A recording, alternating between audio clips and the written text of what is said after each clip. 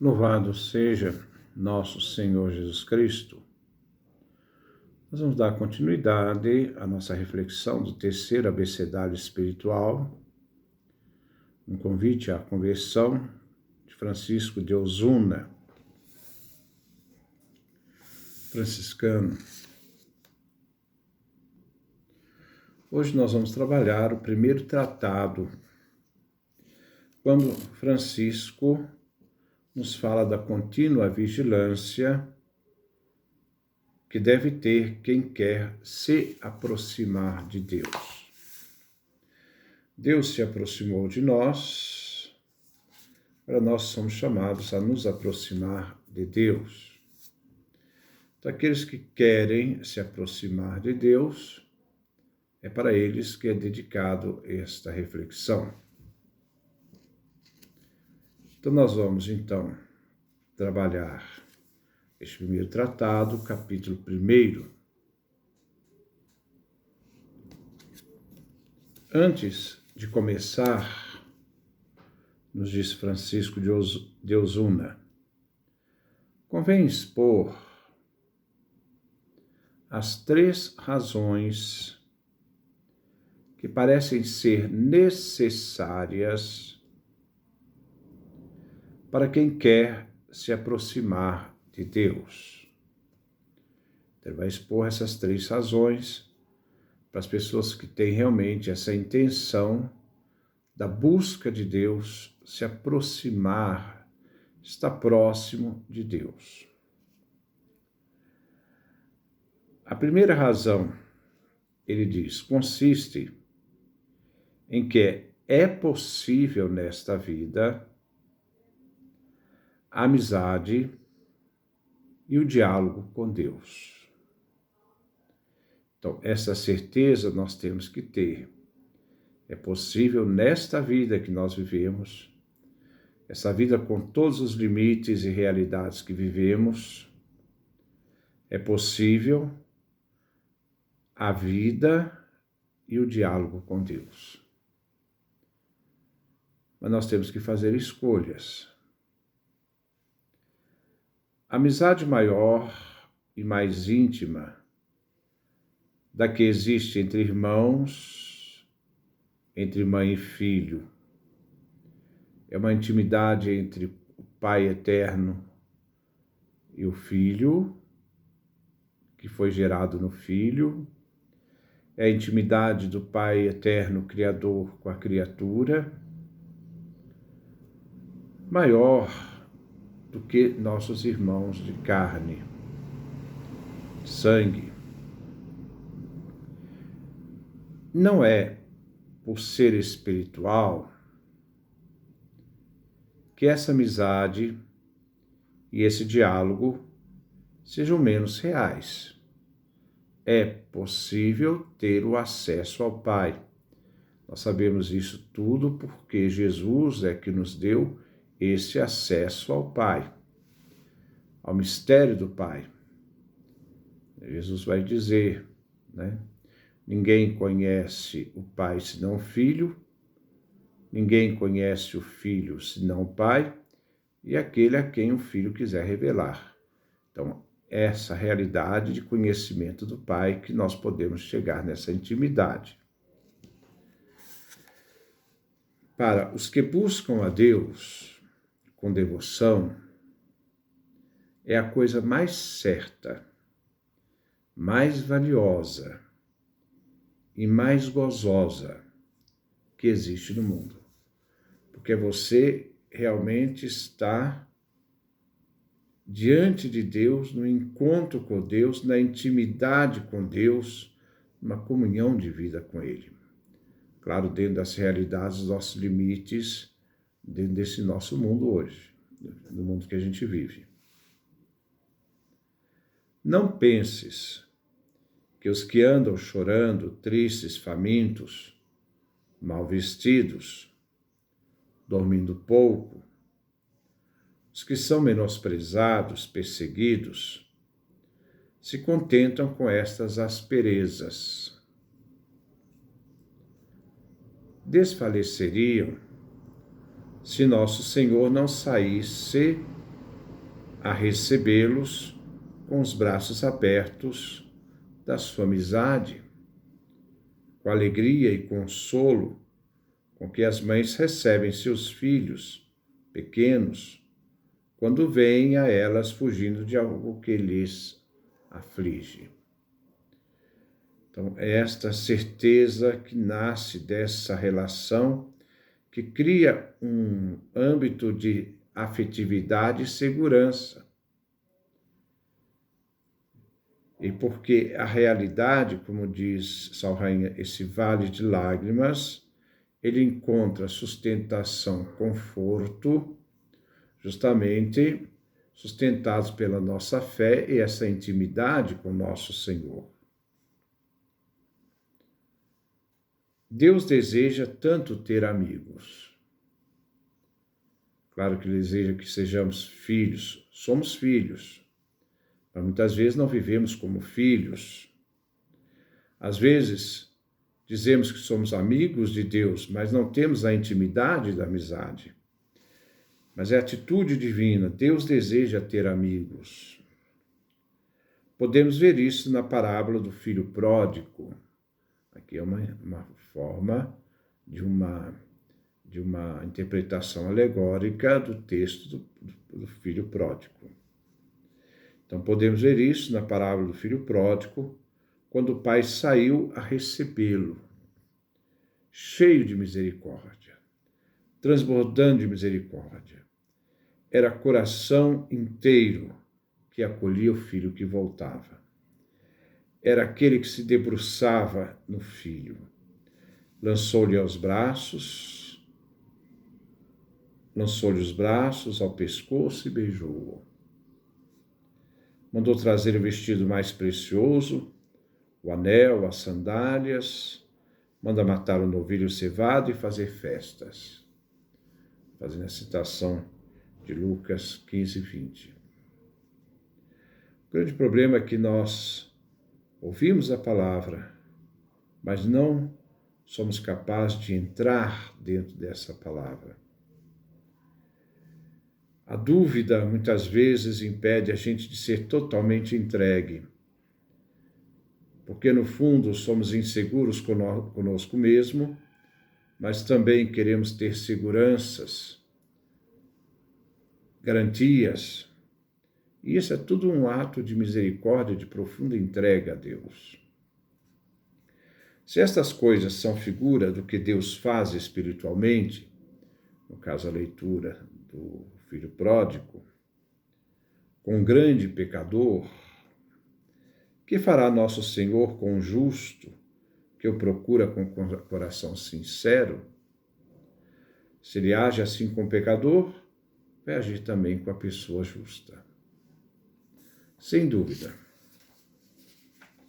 Os justos têm o paraíso na terra. Como diz o pai ao filho mais velho, tudo que é meu é teu. Então, os justos têm o paraíso na terra e na outra vida, assim como os pecadores, né? Os justos têm o paraíso na terra e na outra vida, assim como os pecadores têm o inferno nesta vida e na outra. Deus não zomba de nós. Faz lembrar o capítulo 6 da carta aos Gálatas, com Deus não se brinca. Deus não quer zombar de nós. Né? E Santo Agostinho diz que, se ele não quisesse nossa companhia, não pediria também tantas vezes que o procurássemos. Tenhamos por certo e possível ter nesta vida um trato mais íntimo com Deus do que os anjos têm. Crescer nessa intimidade é a vida mística, é a vida espiritual. Nós, às vezes, achamos que o muito fazer preenche nossa vida espiritual. Muitas vezes esse ativismo faz com que nós percamos essa intimidade com Deus. Somente temos ciência deste trato com Deus pelo que diz a Sagrada Escritura. Assim diz o Senhor por Isaías: Alegrai-vos com Jerusalém, exultai por causa dela.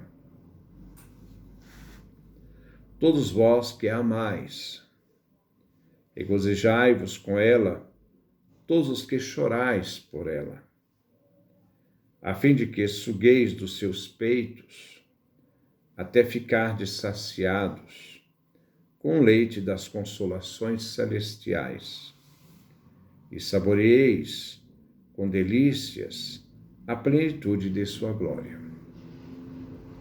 Porque o Senhor diz isto: eis que eu farei correr sobre ela como que um rio de paz e a glória das nações.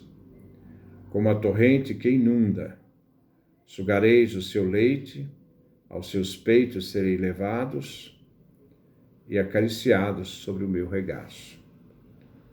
Como a mãe acaricia o seu filhinho, assim eu vos consolarei, e em Jerusalém sereis consolados.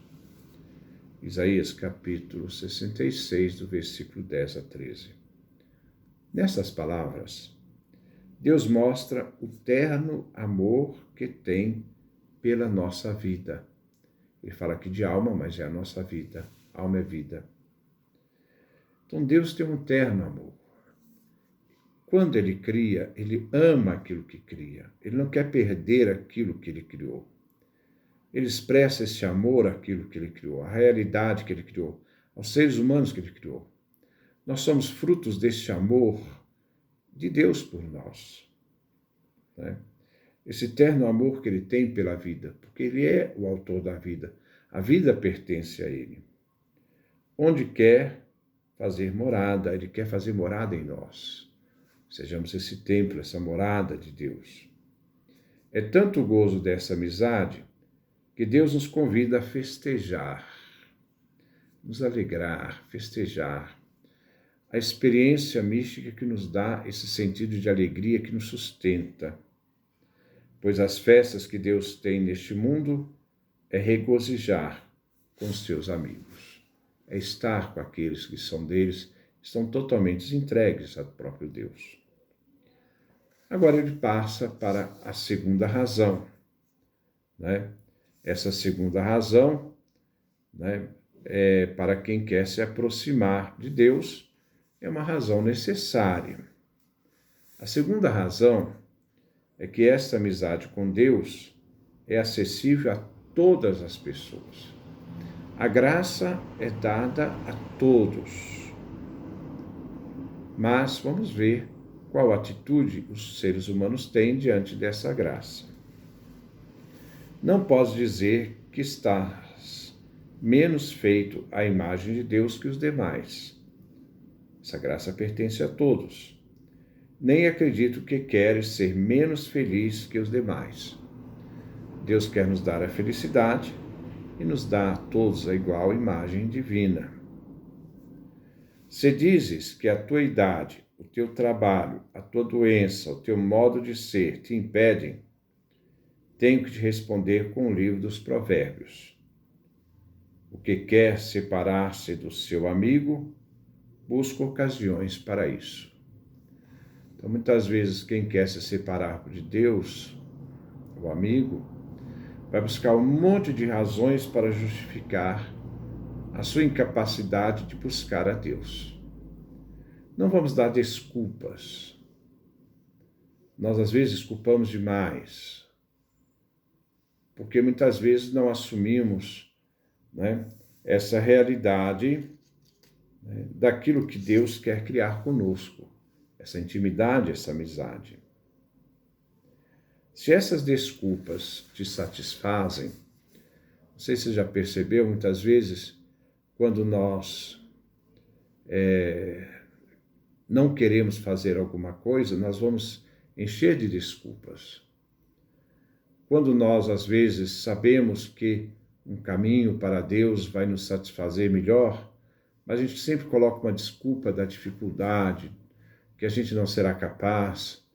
Porque essa é uma tentação justamente para que nós nunca possamos atingir objetivos maiores. Então ele diz, se essas desculpas te satisfazem, a mim me escandalizam, e não creio em ti. Se dissesses que não podes jejuar, agora que vem do tempo da época, usar silício, ou ter a disciplina, nem trabalhar, caminhar, creria em ti. Mas se dizes que não podes amar, não acredito. Às vezes existem determinadas coisas que são difíceis, são desafiadoras, mas você jamais pode deixar de amar a Deus, porque todo ser humano traz dentro de si essa capacidade de amar. Se Deus nos ama, Ele quer que nós correspondamos ao seu amor. Nunca podemos dar desculpa a essa capacidade de não amar a Deus. Não fomos nós que amamos a Deus, foi Ele que nos amou primeiro. Agora ele parte, então, para a terceira razão, para aqueles que querem se aproximar de Deus. Essa é a terceira razão necessária. A terceira razão é que, para procurar esse diálogo com Deus, é preciso vigiar o tempo todo essa atitude de atenção. Se alguém perdeu algum objeto, anda preocupado, buscando aqui e ali. O que vai na estrada, toma cuidado para não se perder, né, e chegar e não atingir o seu objetivo, seu destino. O que procura ouro tem tanta vontade de encontrá-lo que em cada torrão de terra espera achar uma pepita. O que pesca está atento o tempo todo para que os peixes mordam a isca e possa pegá-los. Se esse cuidado e solicitude, creio que ninguém encontra Deus, qualquer que seja o caminho que venha a empreender. Sem esse cuidado, repetindo, sem esse cuidado, essa vigilância e solicitude, essa realidade, esse empenho, para atingir objetivos, aquilo que nós estamos fazendo. Sem esse cuidado e solicitude, creio que ninguém encontra Deus, qualquer que seja o caminho que venha a empreender. Esse cuidado em buscar a Deus se dá de duas maneiras. Então agora vem uma nova realidade. Então, como se deve ter esse cuidado para se buscar a Deus?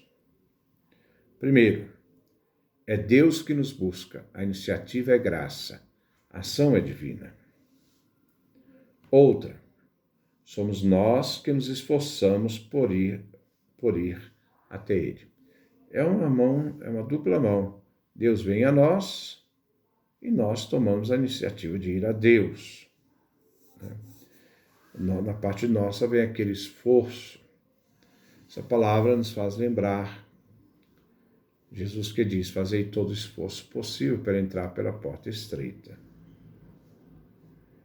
Então, o dom que Deus dá não deixa a alma dormir, a pessoa dormir, a vida da pessoa.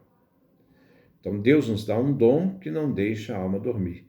Ela nos faz sempre inquietos, não deixa comer nem viver tranquila. É como o estímulo, ou o aguilhão, que não a deixa repousar. Nós somos sempre instigados por essa graça divina a não se contentar com essa realidade, essa espiritualidade, a sempre crescer nessa intimidade com Ele. Esse aguilhão que nos joga para frente. É como estímulo, o aguilhão que não a deixa repousar. O Senhor fere a alma para vivar a contrição, a dor dos pecados e para que imite a obra dos santos. Então Deus está sempre nos instigando, está sempre querendo que nós tomemos a iniciativa. Então, as realidades que acontecem conosco é justamente Deus nos chamando a nos abrir a esse encontro, esse diálogo, essa intimidade com o próprio Deus, essa relação de amor com Deus. Deus fala com autoridade e revela à alma, à pessoa, muitas coisas. Os que recebem esta graça não devem deixar de aproveitá-la. Às vezes, nem sempre nós temos as oportunidades. Então, quando essa graça vem a nós, devemos estar realmente abertos para aproveitá-la. Porque este fervor e desejo de Deus não costuma durar muito. Nós não podemos perder o tempo de Deus na nossa vida. Não podemos perder os tempos de graças que acontecem em nossa vida. Nós devemos aproveitar esses momentos para dar um sentido à nossa vida. E ele então diz: os que recebem essa graça não devem deixar de aproveitá-la, porque este fervor e desejo de Deus não costuma durar muito. Se correspondem a esse dom, avançam mais em um ano do que 3 sem ele.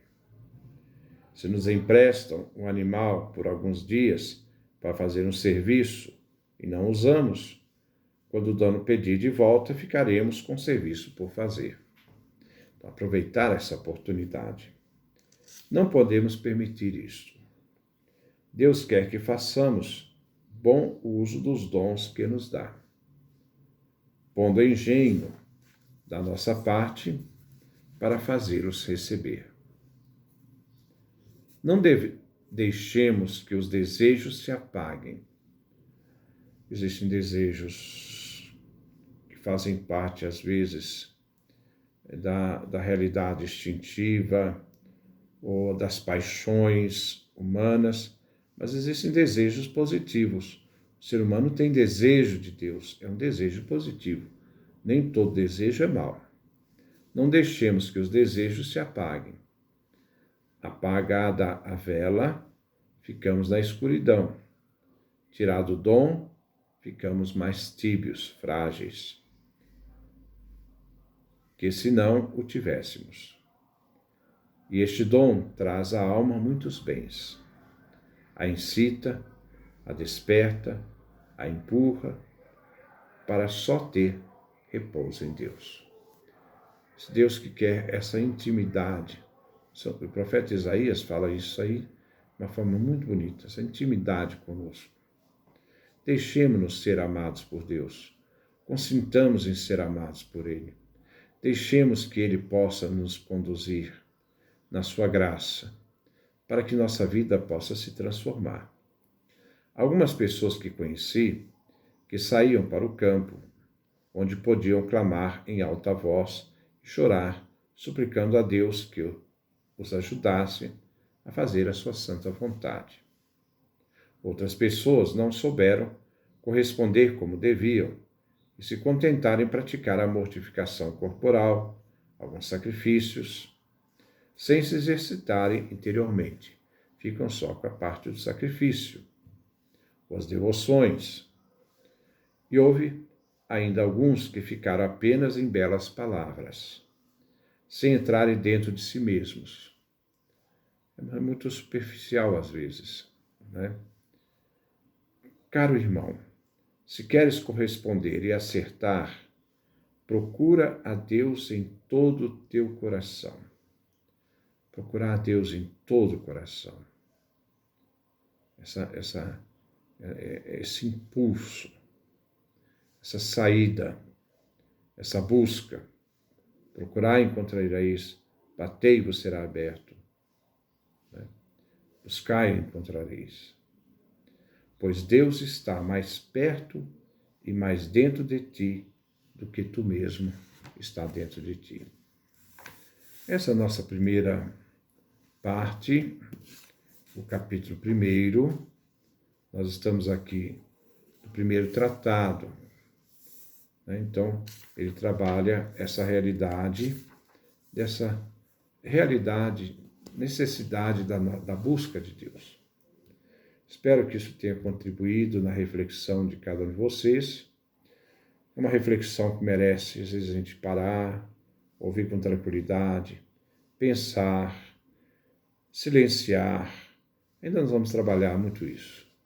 Que Deus nos dê a sua graça, a sua bênção, sua face resplandeça sobre nós.